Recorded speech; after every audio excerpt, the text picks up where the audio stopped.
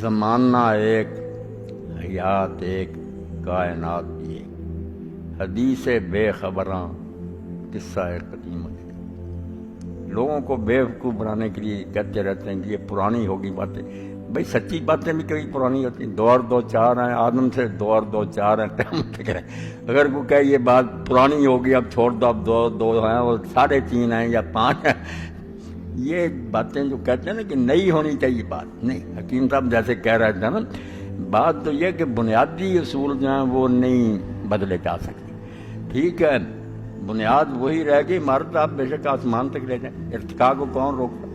دین میں تغیر و ثبات دونوں ہیں کہ کچھ چیزیں تو اپنی جگہ جمی رہیں گی، ان کو ہم چھوڑ دیں گے تو پھر یہ دین نہیں رہے گا اور کچھ بن جائے گا۔ بنیاد وہی رہے گی، اوپر آپ جتنی مرچائیں مندریں تعمیر کر لیں، درخت کی جڑ رہے گی قائم، اوپر وہ جتنا جی چاہے پھیل جائے مشرق و مغرب۔ دین کس کے خلاف نہیں ہے کہ آپ ترقی نہ کریں، آگے نہ بڑھیں، مگر وہ صرف ظاہری ٹیپ ٹاپ میں تبدیلی ہوگی نا۔ بنیادی باتیں جو کہ سچ، اچھائی ہے، انصاف ہونا چاہیے، رحم ہونا چاہیے، جھوٹ نہیں ہونا چاہیے، یہ جیسے سورج جب سے چل رہا ہے قیامت تک اس کی دھوپ ہے جس طرح، اسی طرح یہ سچائیاں جو ابدی ہیں، ان کو نہیں بدلا جا سکتا۔ اب دین نے جو بات طے کر دی کہ مرد عورت کا اختلاط، جو غیر شادی شدہ لوگ آپس میں رہیں گے آزادانہ، یہ بدکاری کا پیش خیمہ ہے، زنا نہیں رکے گا پھر، اور زنا شرک کے بعد وہ برائی ہے جس کو اللہ برداشت نہیں کرتا۔ آپ دیکھتے ہیں سورہ نور میں اللہ نے شرک اور زنا کو ایک پرڑے میں ڈالا، برابر کے گناہ۔ وہاں کہا کہ زانی عورت سے نکاح کرے یا کوئی زانی مرد یا مشرک مرد، فرمایا زانی عورت سے یا زانی کرے یا مشرک، اور ادھر کہا کہ زانی جو ہے نا اس سے نکاح کرے یا زانیہ عورت یا مشرکہ عورت، یعنی کہا دونوں کی فطر سے ایک خاوند کے ہوتے ہوئے ادھر دھک مارتے، اس کو نہیں اللہ برداشت کرتا۔ اللہ غیرت مند ہے، وہ کہتا ہے ایک خاوند کی موجودگی میں دوسرے کی طرف کیوں روکتے، ایک خاوند تلاش کرو۔ تو زنا کے لیے فرما دیا لا تقربوا الزنا، زنا کرنا تو گزارا، ایسے راستے بھی نہ اختیار کرو جو آہستہ آہستہ زنا تک لے جاتے، اسی لیے دین نے پابندیاں لگا دی۔ اب اس کو کوئی اجتہاد کیا ترقی کا صاحب کو کہ ہم لوگوں کو بدماش بنانا چاہتے، سیدھی سی بات، وہ پہلے بھی ہوا تبرج الجاہلیت الاولی، آپ نے کیا ترقی کرنی؟ 1000 مرتبہ انسان یہ بدماشیاں کر چکے ہیں، اسی طرح بے پردہ ہوئے، آزادانہ ملے جلے، شرابیں پی، زنا کیے، اس سے آپ پیچھے کی طرف لوٹانا چاہتے ہیں۔ دین تو آگے کی طرف لے جانا چاہتا ہے کہ الگ الگ دائرے رکھو، بچیاں جو وہ بھی پاک دامنی کی زندگی گزاریں، انہیں اپنی ماں بہن بیٹی مانو، ان کا ادب کرو۔ یہ کھلونا نہیں ہے کہ تصویریں ان کی ہر جگہ لگا دو اور کوئی سودا بیچنا، یہ بیچاریاں وہاں کھڑی کر دو، ان کو سمجھو خریدا۔ یہ وہ کائنات کی سب سے قیمتی متاع ہے جس کو عقیلہ، عربی میں عقیلہ بھی کہتے ہیں نا، کہ موتی جیسے ڈبیا میں بند ہوتا ہے، یہ غیرت کرو، بے حیا نہ بنو۔ تو اب ان چیزوں کو کوئی بدلنا چاہتا ہے تو بھائی وہ اسلام پر مہربانی کرے، اس کو نہ بدنام کرے، جس راستے پر جانا چاہتا جائے۔ دین نہیں اس کو ہضم کر سکتا کہ مرد عورتیں جو اکٹھی ہوں۔ طواف کعبہ میں ایک عورت نے کہا حضرت ام المؤمنین عائشہ صدیقہ رضی اللہ عنہا سے کہ میں حجر اسود کو بوسہ دینا چاہتا ہوں، فرمایا ہمارا وہاں کوئی حصہ نہیں، مردوں کو بوسہ دینے دو، کیا مذاق تم نے بنایا ہوا، ہمیں کوئی حکم نہیں دیا گیا کہ ہم حجر اسود۔ اب ٹھیک ہے وہاں اسی طرح ادھر عورت نے ادھر گڑبڑ ہوئی ہے، مگر آپ دیکھ کہ اماں نے کیا کہا میں بالکل نہیں جاؤں گی، اور ایک نے کہا کہ میں طواف میں تھی، کبھی بوسہ دیا کبھی ویسے گزر، فرمایا کیا ضرورت تھی، کیوں مردوں کے ساتھ خلط ملط ہوئی، جب سامنے جاتی تھی لا الہ الا اللہ اللہ اکبر کہتی گزر جاتی۔ یعنی دین اس موقع پر بھی جہاں عبادت کے لیے جمع اللہ کا گھر، وہاں بھی نہیں چاہتا یہ گڑبڑ ہو۔ تو یہ کہتے ہیں کلبوں میں، شراب خانوں میں، جوا خانوں میں چلیں، اور اس کو ترقی کہتے ہیں۔ ترقی نہیں، اللہ نے کہہ دیا تھا الجاہلیت الاولی۔ یہ بیوقوفی اور نادانی تو بار بار ہوئی، روم میں ہوئی، یونان میں ہوئی، مصر میں، جہاں یہ مرد و عورت اکٹھے ہوئے ہیں وہ برباد ہو گئے معاشرے۔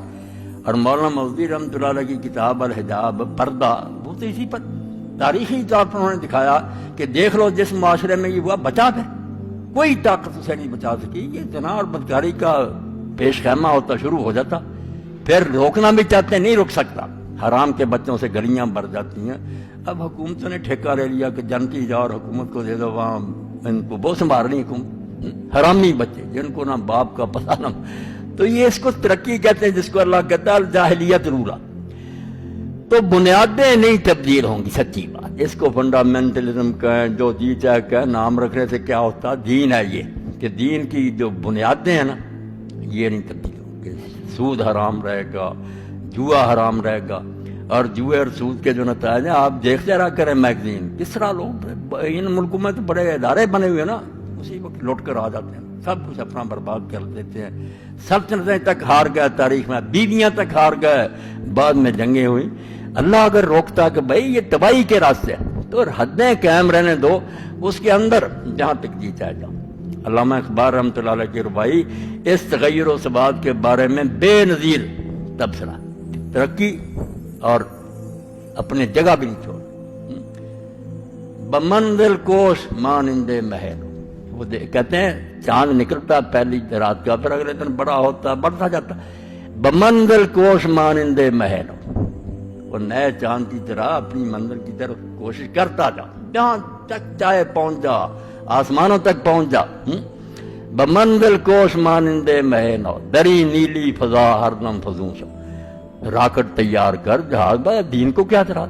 مگر یہ یاد رکھ، مقام خیش اگر خواہی دریں دیر، یہ ہے ایک بت خانہ، طرح طرح کے بت ہیں جو اپنی طرف آدمی کو رجا رہا ہے، یہاں دھوکہ رکھا جائے۔ بحق دل بند و راہ مصطفیٰ رو، یہ دو جڑیں نہ چھوڑ دینا کہ حق سے دل لگا، منزل مقصود اللہ کی رضا ہو، اور راستہ محمد مصطفیٰ صلی اللہ علیہ وسلم، پھر جہاں تک جی چاہے اعتراض، اللہ کو کیا اعتراض؟ مگر اگر یہ بنیادیں ہی ختم ہو گئی تو آپ پھر اگر سور کا نام بکرا رکھنا چاہتے ہیں تو وہ بکرا نہیں بنے گا، آپ لوگ خود بھی بیوقوف ہیں، لوگوں کو بیوقوف، بکرا بکرا ہے، سور سور ہے، تو کفر جو ہے نا وہ دین نہیں بنے گا، اس کو الگ رہن، دین کو قائم رکھ کر پھر جہاں تک جی چاہے چلے گا نا۔ اور آپ دیکھتے ہیں کہ جہاں جہاں مسلمانوں نے حکومتیں کی، یہ گھاس نہیں کھودتے رہے، دنیا میں آج بھی وہ تاریخ موجود ہے۔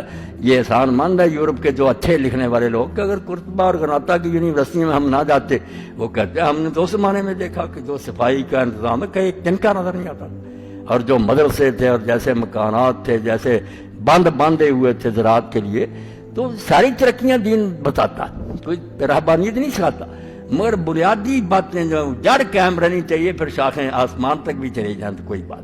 تو اللہ ان کو بھی ہدایت دے، بہرحال مسلم کہلاتے ہیں، ارشد الائمہ ہی کہنا چاہیے کہ ان حکمرانوں کو بھی اللہ ہدایت دے، اور جن کے چنگل میں یہ پھنسے ہوئے ہیں ان سے نکلنے کی انہیں توفیق اللہ دے۔ وہ ہمارے خیر خواہ نہیں، بدترین دشمن ہے، اللہ کی کتاب کہہ رہی کہ تمہارے خیر خواہ نہیں ہو سکتے، ان سے جان چھوٹ گئی تو شاید یہ پھر کسی سیدھی راہ پر آ جائیں۔ وآخر دعوانا الحمدللہ رب العالمین۔ اللہم صلی علی سیدنا و نبینا محمد وآلہ وصحبہ وبارک وسلم۔ ربنا افرغ علینا صبرا وثبت اقدامنا وانصرنا علی القوم الکافرین۔ ربنا لا تجعلنا فتنة للقوم الظالمین ونجنا برحمتک